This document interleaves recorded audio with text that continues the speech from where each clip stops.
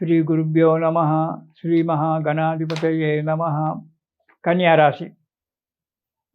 ఈ రాశి వారికి ఈ నెలలో సామాన్యంగా మిశ్రమ ఫలితాలు కనబడుతూ ఉంటాయి. మీరు సంకల్పించుకున్నటువంటి ఒక కార్యక్రమాలన్నీ కూడా నెరవేరడానికి ఆస్కారం ఉంది.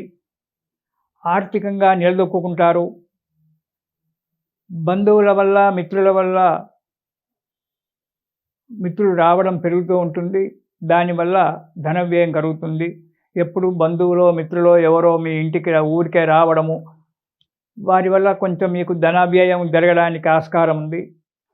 మనసుకు నచ్చేటువంటి ఒక వస్తువులు కొనుక్కోవడం కూడా జరుగుతూ ఉంటుంది. ఎప్పటి నుంచో ఆలోచనలో ఉన్నటువంటి ఒక వస్తువులు ఈ నెలలో మీరు సేకరణ చేయడానికి, అంటే కొనుక్కోవడానికి మంచి సమయం ఆసన్నమైంది. దానివల్ల కూడా కొంత ధన వ్యయం జరగడానికి ఆస్కారం ఉంది. చేపట్టినటువంటి ఒక పనులు నెరవేర్చుకోవడం జరుగుతూ ఉంటుంది. కొన్ని పనులకు ఇతరుల సహాయం తీసుకోవాల్సినటువంటి ఒక అవసరం ఏర్పడుతుంది. అలాంటి వారికి మీకు లభిస్తారు. వారి యొక్క సహాయ సహకారాలతో ఆ చేపట్టినటువంటి ఒక పనులు నెరవేరడానికి జరుగుతుంది. ఆరోగ్య విషయంలో మాత్రం చాలా జాగ్రత్తగా ఉండాలి కన్యా రాశి వారు. ఎప్పుడు ఏమవుతుందో కూడా తెలియదు కాబట్టి కొంచెం జాగ్రత్తగా ఉండడం మంచిది.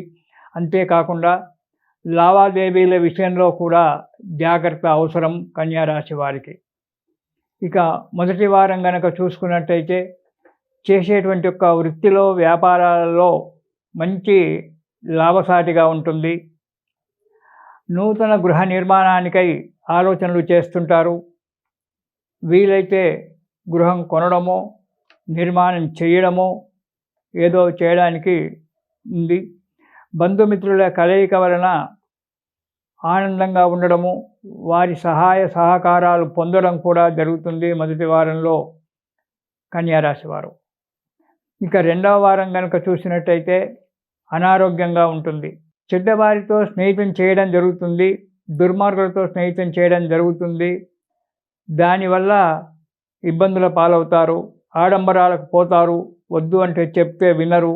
ఆడంబరాలకు వెళ్ళి అధికమైన డబ్బు ఖర్చు చేసుకోవడము, దురలవాట్లు చేసుకోవడము, దానివల్ల సంఘంలో పరపతి పోగొట్టుకోవడము, ఇంట్లో బయట కూడా ఆదరణ లేకపోవడం అనేటువంటి జరుగుతూ ఉంటుంది. కాబట్టి జాగ్రత్తగా ఉండాలి కన్యా రాశి వారు రెండవ వారంలో.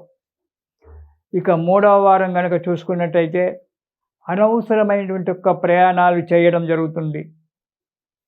ఎప్పుడు భయపడుతూ కాలం గడపాల్సి వస్తుంది. ఎందుకు భయపడుతున్నారో అది మీకు తెలియదు. ఒకవేళ వైద్యునికి చూపించినా వైద్యుడు కూడా చెప్పలేడు. అది మీ మానసికమైన ఒక పరిస్థితి. కాబట్టి దాన్ని అరికట్టడం చాలా మంచిది. మనశ్శాంతి లేకుండా ఉండడం జరుగుతుంది మూడవ వారంలో.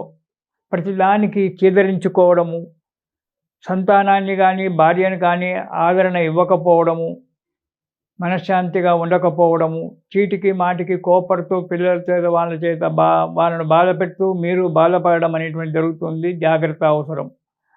ఇక నాలుగవ వారం కనుక చూసుకున్నట్టయితే వృత్తి వ్యాపారాలు, ఇటు ఉద్యోగంలో మంచిగానే ఉన్నా, ఆదాయం కూడా మంచిగానే ఉన్నప్పటికీ అనారోగ్యం ఏర్పడుతుంది.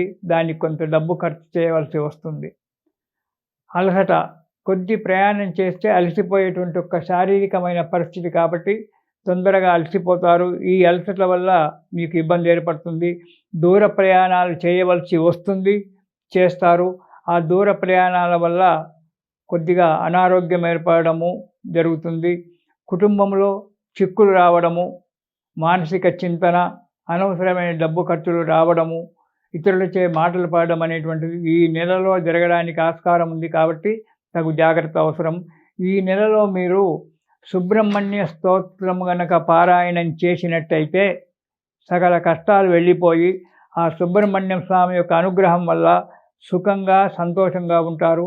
ఇది శుభం.